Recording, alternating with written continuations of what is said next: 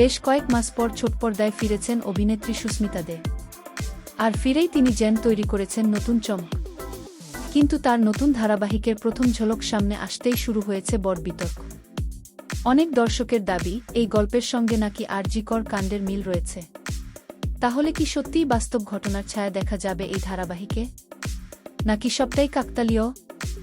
এবার সেই প্রশ্নেরই জবাব দিলেন স্বয়ং সুস্মিতা দেগি। এক সময় গোবরদেবী নামে জনপ্রিয় হয়ে ওঠা সুস্মিতা এবার একেবারে ভিন্ন রূপে দর্শকের সামনে হাজির হচ্ছেন। তার কথায়, এই ধারাবাহিকের গল্প অত্যন্ত স্পর্শকাতর একটি বিষয়কে কেন্দ্র করে তৈরি হয়েছে। তবে তিনি স্পষ্ট জানিয়েছেন, আরজিকর কাণ্ডের সঙ্গে ধারাবাহিকটির সরাসরি মিল রয়েছে এমনটা তিনি মনে করেন না। সুস্মিতা বলেন, গল্প যত এগোবে দর্শক বিষয়টি আরও পরিষ্কারভাবে বুঝতে পারবেন।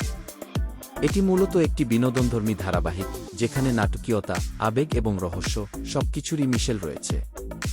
তবে শুধু অভিনয় করলেই তো দায়িত্ব শেষ নয়। এই ধারাবাহিকের জন্য সুস্মিতাকে নিতে হয়েছে কঠিন প্রস্তুতি।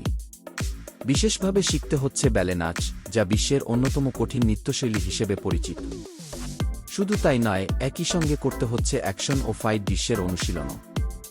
অভিনেত্রীর কথায়, একদিকে দীর্ঘ সময় ধরে নাচের প্রশিক্ষণ, অন্যদিকে কঠিন ফাইট সিকোয়েন্স, সব মিলিয়ে ভীষণ চাপের মধ্যে দিয়ে যেতে হচ্ছে তাকে। এবারের ধারাবাহিকে আরও একটি বড় আকর্ষণ হল সুস্মিতার দ্বৈত চরিত্র। একই সঙ্গে দুটি আলাদা চরিত্র ফুটিয়ে তোলা একজন অভিনেত্রীর জন্য বড় চ্যালেঞ্জ।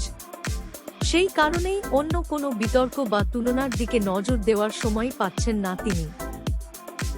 ইতিমধ্যেই ধারাবাহিকের প্রচার ঝলক দর্শকদের কাছ থেকে ইতিবাচক সাড়া পেয়েছে। আর এই ভালোবাসাতেই খুশি সুস্মিতা। শুধু দর্শক নন, তার ঘনিষ্ঠ বন্ধু অভিনেতা সাহেব ভট্টাচার্য নতুন কাজের জন্য তাকে শুভেচ্ছা জানিয়েছেন। এবার সুস্মিতার বিপরীতে রয়েছেন নতুন নায়ক সৌম্যদীপ। যদিও অনেক দর্শক এখনও সাহেব সুস্মিতা জুটির সঙ্গে এই নতুন জুটির তুলনা করছেন, কিন্তু সেই তুলনাকেও ইতিবাচকভাবেই নিচ্ছেন অভিনেত্রী। তার বিশ্বাস, সময়ের সঙ্গে সঙ্গে দর্শক নতুন জুটিকেও আপন করে নেবেন। এখন দেখার বিষয়, সুস্মিতা দের এই নতুন ধারাবাহিক দর্শকদের প্রত্যাশা কতটা পূরণ করতে পারে। আর সত্যিই কি গল্পে এমন কোনো মোড় থাকবে যা নিয়ে তৈরি হয়েছে এত আলোচনা? আপনার কি মনে হয়, এই ধারাবাহিক কি শুধুই কল্পনার গল্প, নাকি বাস্তব ঘটনার কোনো অনুপ্রেরণা রয়েছে? আপনার মতামত অবশ্যই কমেন্টে জানান। ভিডিওটি ভালো লাগলে লাইক, শেয়ার এবং চ্যানেলটি সাবস্ক্রাইব করতে ভুলবেন না।